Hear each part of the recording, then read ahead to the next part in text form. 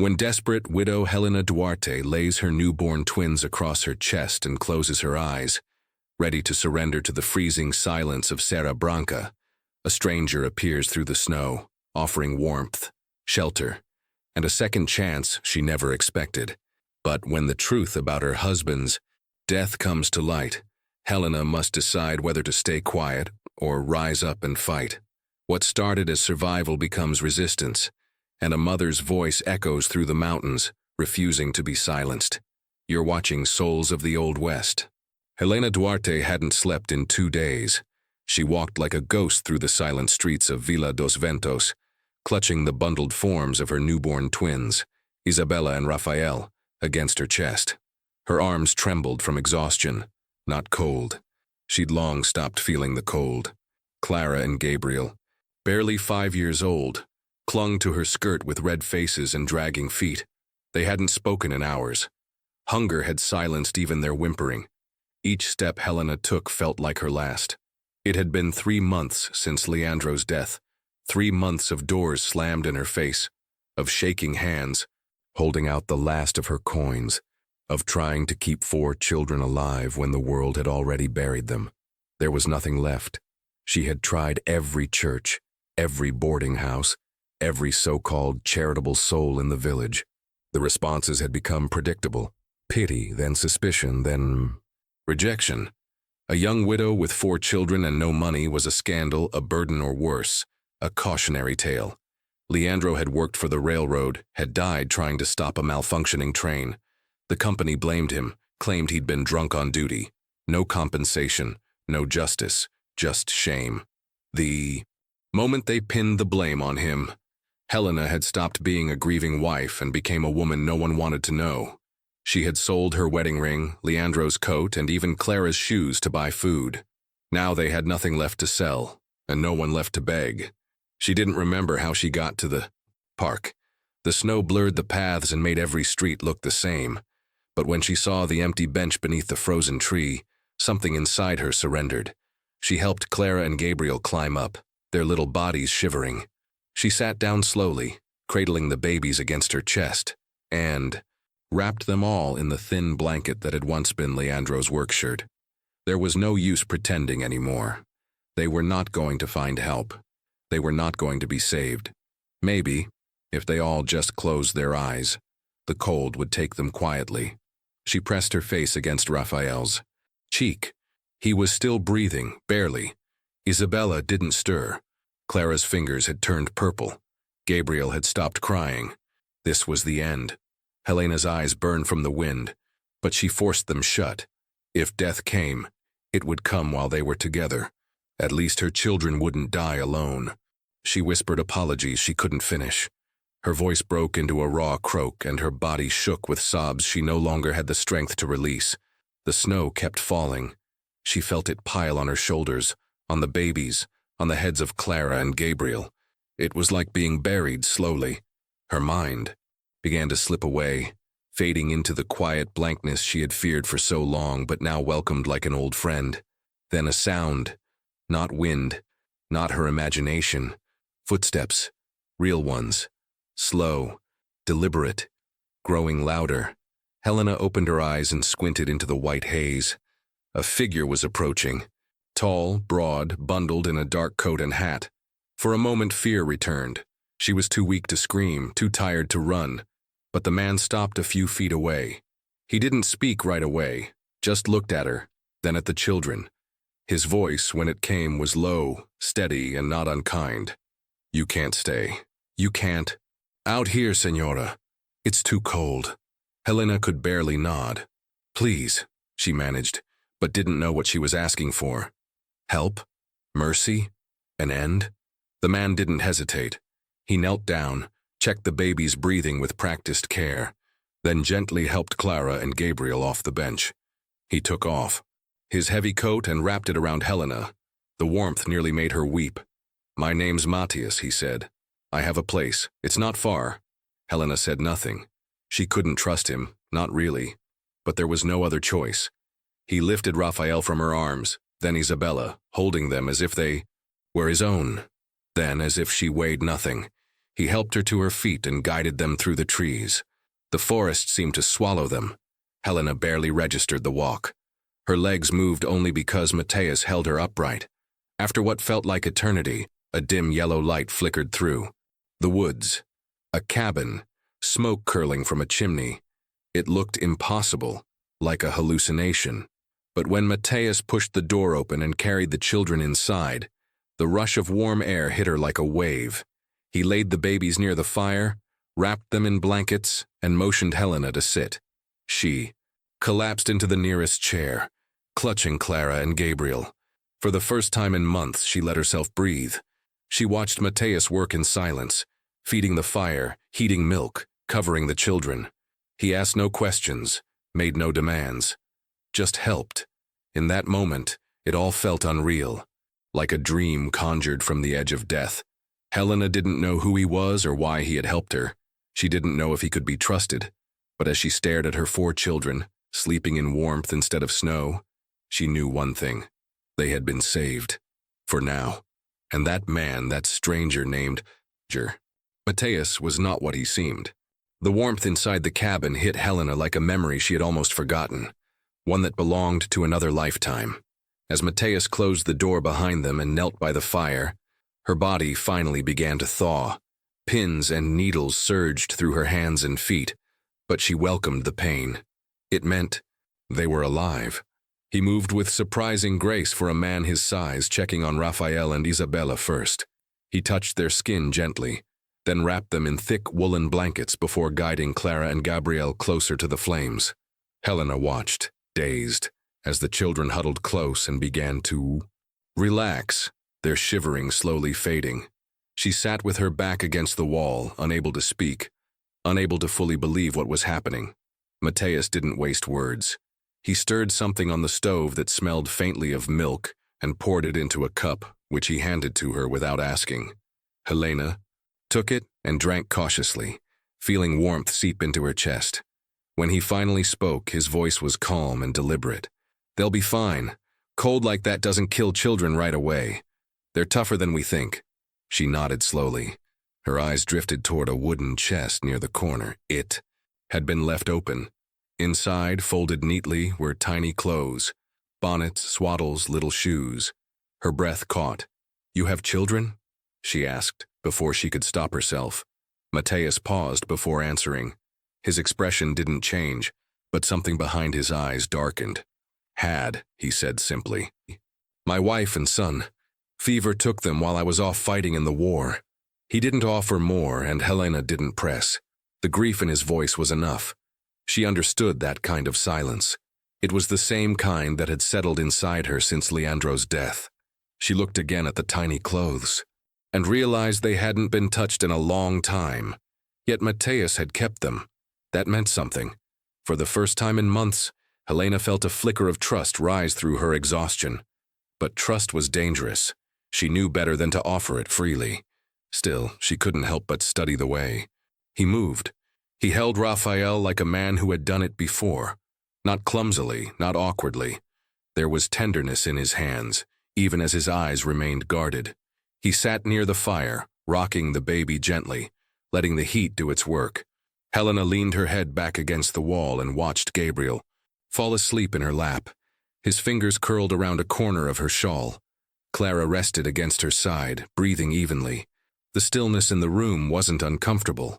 It was heavy, yes, but not threatening. Just quiet in the way people are when they've lost too much and said too little. Even so, there was something else. Something about Matthias that made Helena's instincts buzz. She didn't know if it was kindness or calculation. Later, when the babies were warm and sleeping, Helena took a risk. "My husband worked on the railroads," she said softly. "He died in an accident. They blamed him. Said he was drunk on the job." Matthias didn't look up. His fingers kept moving across Isabella's blanket, adjusting it just so. "And was he?" he asked, without judgment. "No," she replied firmly. "He never drank. Not a drop. It was the brakes. The company didn't want to fix them. He died trying to stop the train." Silence followed. For a moment she thought he hadn't heard her. Then she saw his shoulders tighten slightly. A breath caught in his throat, and just like that he stood up and changed the subject. The kids need something more to eat tomorrow. I've got some rice stored. Might even find a carrot or two in the shed. Helena watched him as he busied himself again, shifting chairs and adding logs to the fire. The mood had shifted. He was no longer still, no longer calm, just occupied, like a man running from a question he didn't want to answer. Her stomach knotted. The silence that had felt safe minutes before now pressed against her chest. She didn't know what it meant, but she felt it. Something wasn't right. And yet when she looked around the room, at her children wrapped in warmth, their skin finally flushed with life, she also knew this, for now they were safe. Maybe that was enough. It was still early when Helena heard the knock. Sharp, heavy, the kind of knock that never brought good news. She froze mid-step, instinctively pulling Raphael closer to her chest. Clara and Gabriel were still asleep on the floor near the hearth, wrapped in thick blankets. Mateus was already near the door, peering cautiously through a crack in the wooden frame. "Stay there," he said over his shoulder, voice low. Helena didn't argue. Instead, she stepped back with the babies and moved to the corner, her breath caught in her throat. When Mateus opened the door, two men stood outside. They were not travelers or neighbors. Their coats were too fine, their boots too polished, and their eyes too calculating. "Mateus Alencar?" one of them asked. "We need a word. It's about the accident, the one near the Ravenna Bridge." Helena's blood went cold. She didn't move, didn't breathe, but her ears strained to catch every word. The second man spoke next. "The company's getting nervous. Some rumors are floating around again, old stories, about what really happened that day. We heard you were there." Silence, long enough that Helena thought Mateus might deny it. But then his voice came, flat and controlled. "I was." The first man stepped closer. "You saw everything. You know Whitmore didn't cause that crash. It was the brakes. Everyone knows it, but we paid good money to keep that from becoming a problem. You remember the deal, right?" Helena's knees nearly gave out. Her mind scrambled to process what she'd just heard. Her husband Leandro hadn't died from his own mistake. He'd been blamed, lied about.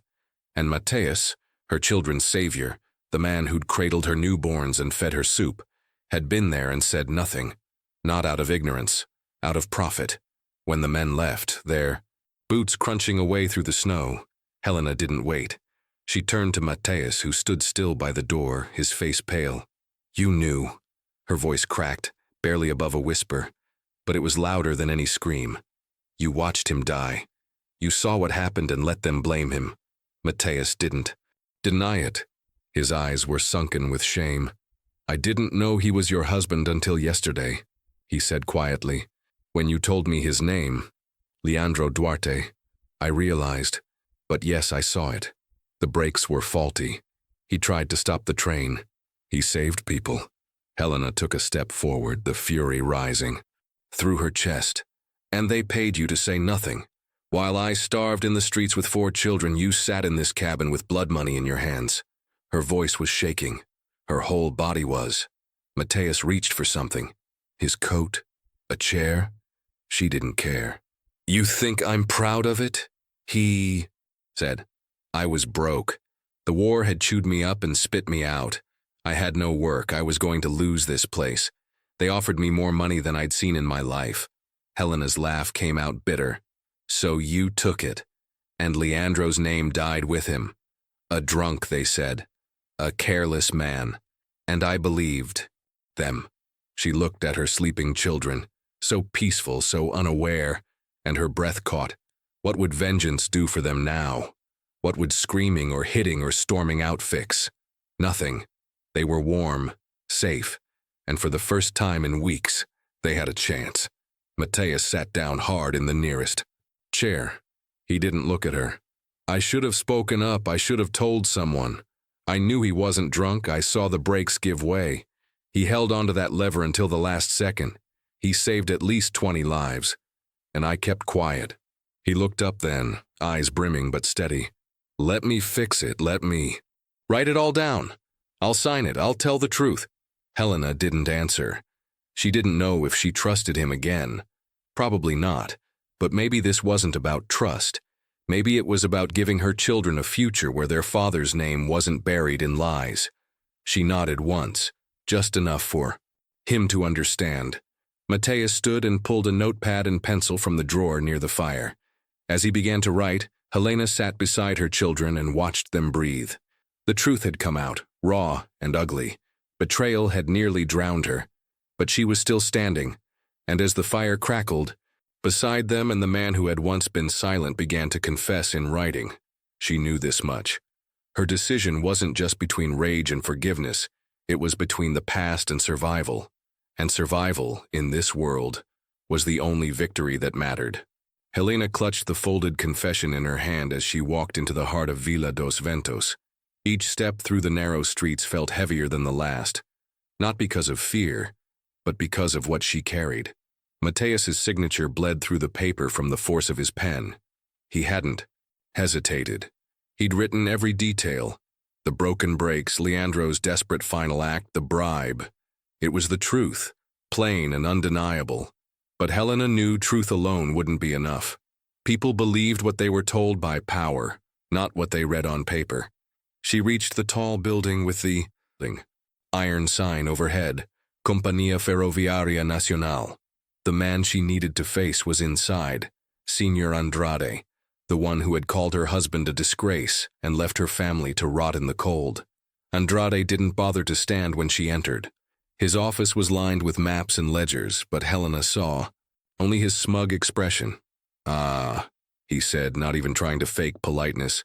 "The widow Duarte. Here to beg again?" She didn't sit. She didn't blink. "I'm here with proof.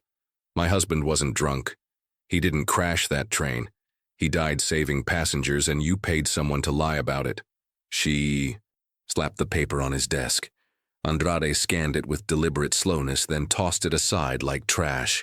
"You think this changes anything? One man's statement? One disgraced ex-soldier?" He leaned forward, lowering his voice. "Let me give you some advice, Senora. You're nothing, no one. People like you get ignored because that's how order is maintained." But Helena didn't flinch. "Then I guess order is about to change." By the next morning, copies of the confession had begun circulating. Helena gave one to the priest, another to the baker's wife, 3 more to traveling merchants. Within days, people were whispering in the marketplace.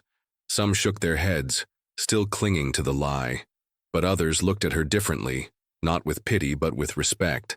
And then Lucia knocked on her door. A miner's widow, small and tired-looking, with red-rimmed eyes and 2 boys behind her. "They blame my husband too," she said. "Said he caused the cave-in. Said he ignored warnings, but he didn't. I know he didn't." Her voice cracked. "No one believes me. No one helps." Helena didn't hesitate. "Come in," she said. "We'll figure it out together." After Lucia came another woman, then another. Some had lost husbands in factories. Others had brothers injured in mills. All had been told the same thing. Silence.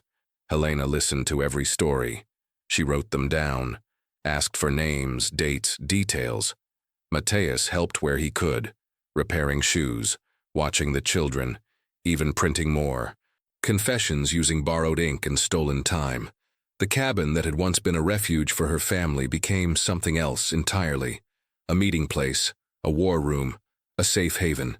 She had never intended to lead anything, but the women kept coming, and the more she heard, the clearer it became. What had happened to Leandro was not rare. It was part of something bigger. Helena didn't try to become a symbol. She still nursed Rafael and Isabella in the quiet hours. She still braided Clara's hair and held Gabriel when he cried in his sleep. But when the women asked her what to do, she answered. When someone needed help writing a letter to a judge, she wrote it. When another woman was threatened for speaking out, Helena stood beside her in the street. She didn't shout, she didn't fight with fists, but she didn't back down. And that, more than anything, shook the town's foundation. A poor widow had become impossible to ignore. Word spread beyond the village.